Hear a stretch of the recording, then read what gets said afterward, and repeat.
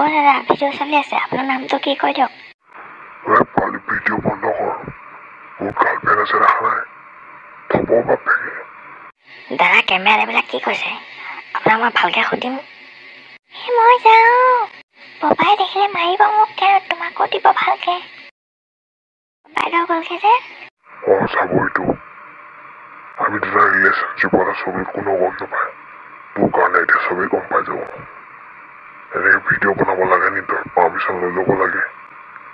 দাদা ডিলেট কৰি দিম, আপুনি এতিয়া ভিডিঅ'টো কৰোঁ আৰু ষ্টাৰ্ট কৰি দিওঁ। দাদা মই এজন সাংবাদিক হয়, মোক এনেকৈ অপমান নকৰিব।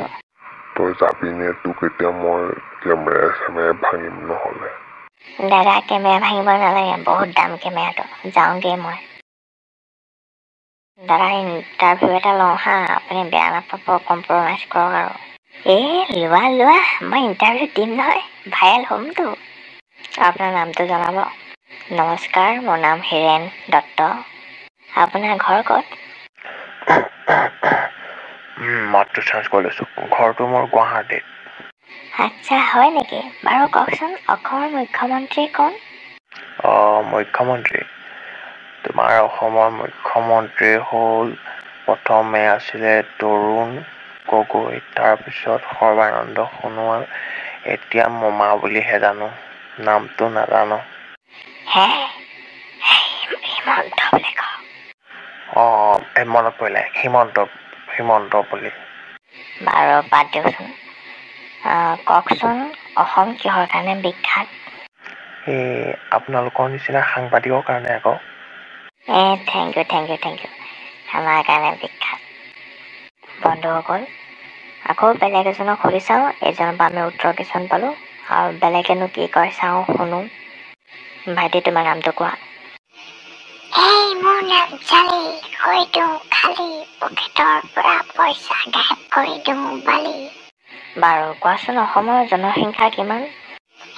ডেইলি পাওঁ 50টামান মানুহ, তাৰ ভিতৰত 10টা পা লুটুং। কি লুটা তুমি? লুটু মই পইচা, চবৰ পৰা পকেটৰ পৰা খালী কৰি দিওঁ চব চেইচা। তুমি মানে চোৰ হে? মই চোৰ হয়, তাতে তোৰ কি হয়? বন্ধুসকল, আকৌ আমি বেলেগ এজনক সুধোগৈ, এইজনক অলপ পিছত সুধিম পাৰিলে। বন্ধুসকল, এবাৰ আমাৰ ওচৰত এজন বডি বিল্ডাৰ আছে, এইজনক সুধি চাওঁ এইজনে কেনেকৈ ইমান বডি বনাইছে। দাদা আপুনি প্ৰথমে আপোনাৰ নামটো জনাব। মোৰ নাম কেকে। বাৰু কেকেদা, আপুনি কওকচোন বডি বনাবলৈ কি কি কৰিব লাগে? বডি বনাবলৈ ডেইলি পুলিচৰ মাৰ খাব লাগিব, আৰু যিমান পাৰোঁ জাকে তাকে পিটিব লাগিব, আৰু যিমান মাৰ খাবি সিমানে বডি বনি যাব, একবাৰ ফুলি যাব। ঠিক আছে বাৰু, বডি বনোৱা কথাটো গম পালোঁ। কওকচোন অসমৰ বিখ্যাত বডি বিল্ডাৰ এজনৰ নাম।